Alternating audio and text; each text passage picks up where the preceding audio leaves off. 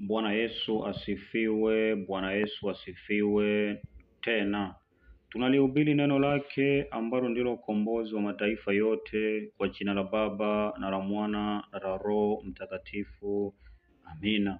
Mwenyezi Mungu wa mbinguni apate kutubariki na kutuongoza katika kulihubiri na kulitangaza neno lake. Neno la Mungu linasema kila goti litapigwa na kila ulimi utamkiri Mungu. Kila goti litapigwa na kila ulimi utamkiri Mungu. Tukisoma katika kitabu cha Warumi sura ya 14 mstari wa 11, kinasema kwamba kwa kuwa imeandikwa, kama niishivyo, anena Bwana, kila goti litapigwa mbele zangu na kila ulimi utamkiri Mungu. Bwana Yesu asifiwe. Tena tunajua tukiwa katika dunia hii tunaukiri wokovu tukiwa hai, tunaukiri wokovu tukiwa hai. Hakuna njia nyingine ya kuukiri wokovu, njia ni moja. Pale ambapo tunakuwa tukiishi katika dunia hii ndio njia ya kuukiri wokovu. Hivyo basi, mwanadamu katika dunia hii inatakiwa tutambue sisi sio wa dunia hii, sisi tumetoka mbinguni. Hivyo kama tumetoka mbinguni, inatakiwa turudi huko mbinguni. Kitakachoturudisha mbinguni ni nini basi? Ni matendo ambayo Mwenyezi Mungu amekwisha kutupa. Matendo hayo tunayapata ndani ya wokovu. Ina maana katika sisi wenyewe hatuwezi, kwa sababu ipo vita ambayo ni ya shetani, ambayo inamzuia mwanadamu asiweze kuona ufalme wa Mungu. Bwana Yesu asifiwe. Tena hivyo katika dunia hii tumeletwa ni kipimo tosha cha sisi Mungu kupima upendo ndani yake. Ina maana Mwenyezi Mungu amekwisha kutoa upendo pale ambapo tulikwisha kumuasi, kipindi cha Adam na Hawa. Pale ambapo wanadamu waliasi, alikwisha kutoa upendo, akatoa pendo kuu tena kutupenda sisi wanadamu kwa damu iliyomwagika msalabani, damu ya Yesu Kristo wa Nazareth aliye hai, ili kuweza kuturudia sisi wanadamu. Hivyo basi Mwenyezi Mungu amekuja ili tufanyeje? Ili tumkiri kwamba yeye ni Mungu. Bwana Yesu asifiwe.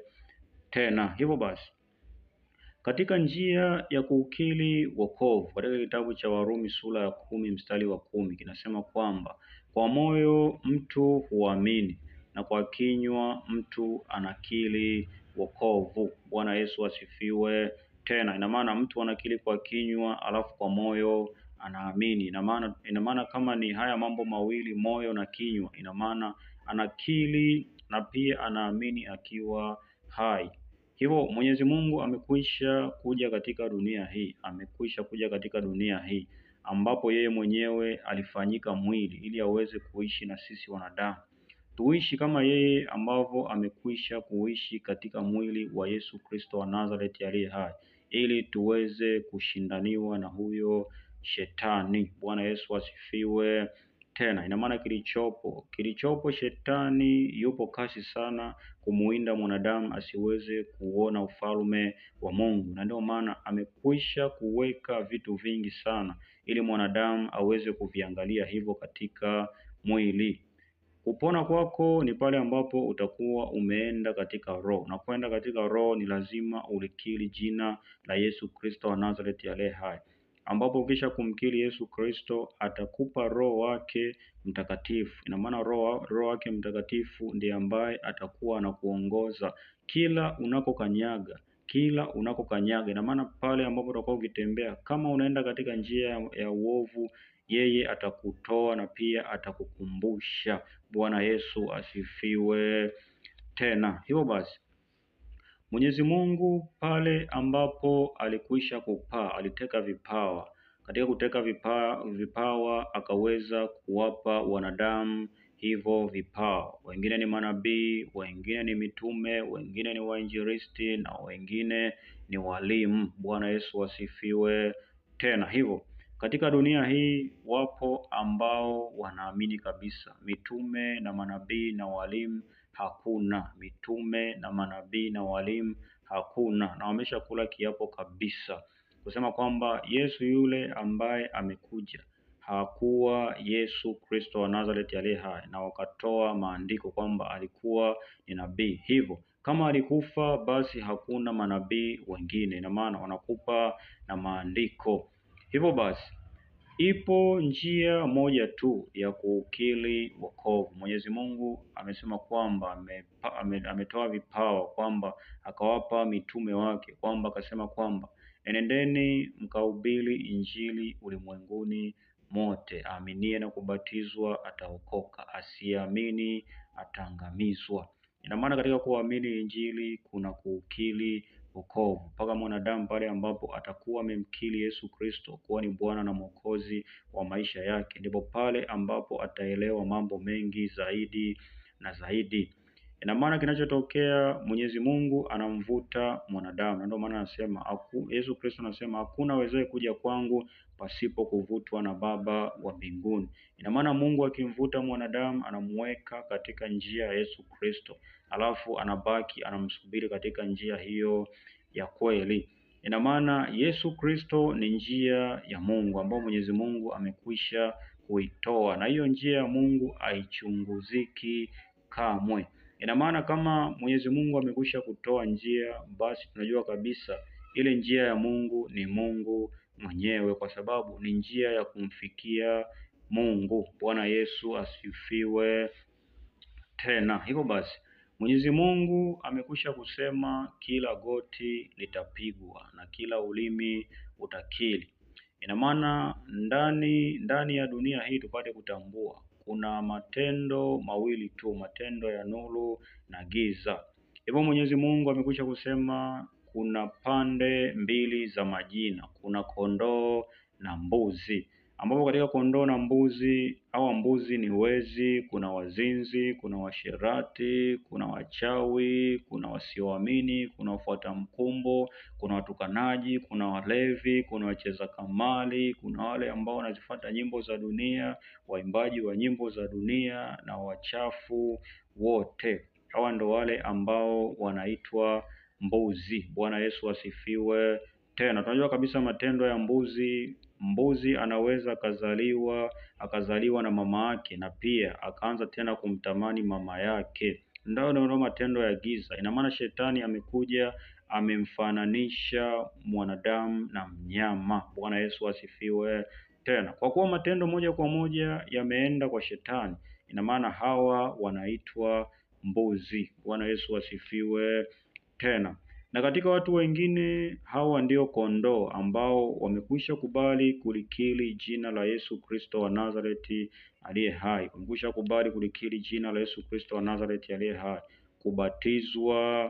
kubatizwa, wamekwisha kuamini jina la Yesu Kristo wa Nazareti aliye hai, kufata amri zake, kuna kusikia neno lake, kutunza maagizo yake. Bwana Yesu asifiwe tena. Hawa ndio kondoo ambao hawa wamekubali kusimama katika njia ya Yesu Kristo wa Nazareti aliye hai.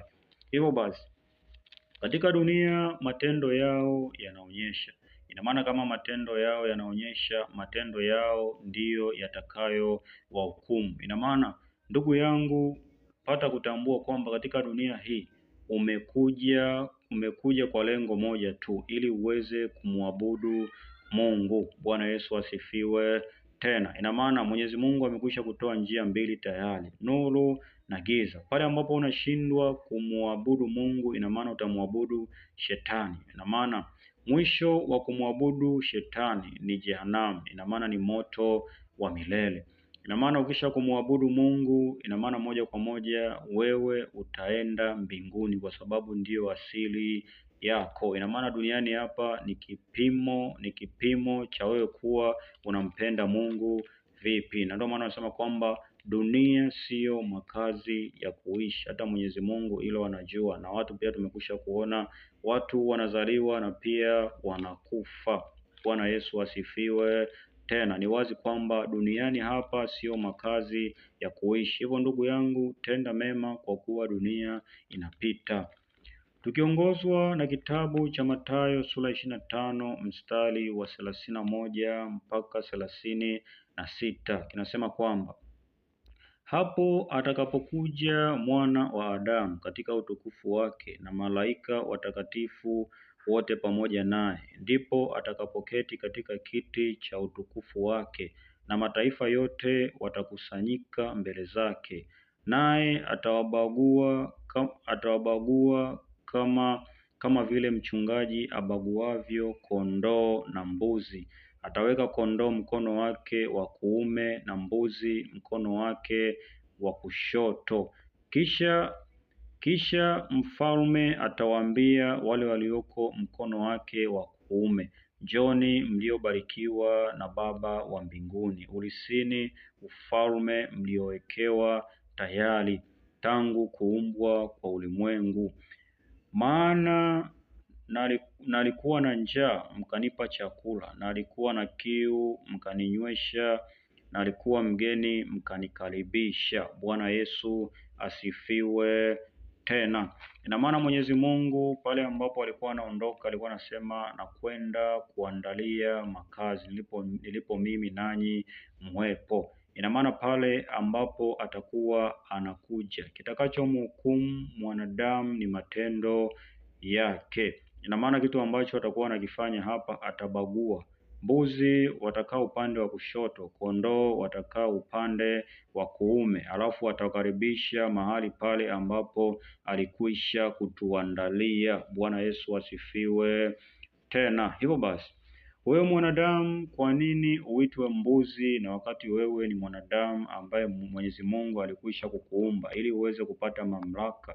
Ina maana Mwenyezi Mungu amekuleta katika dunia hii ili uweze kumtambua. Bwana Yesu asifiwe tena. Ina maana alivyokuleta katika dunia hii amekuleta ili akupime. Amekuleta ili akupime. Pale ambapo utaishi kwa kumpenda yeye, ina maana utaenda katika mbingu yake. Ina maana ukiishi kwa kwenda kwa kufuata njia za shetani, ina maana utaenda katika ufalme mwingine. Na ukienda katika ufalme mwingine, ina maana ni moto wa milele. Bwana Yesu asifiwe tena. Hivyo basi, shetani ni kielelezo kwamba shetani ndiye ambaye ameumbiwa moto. Ina maana sio wewe mwanadamu.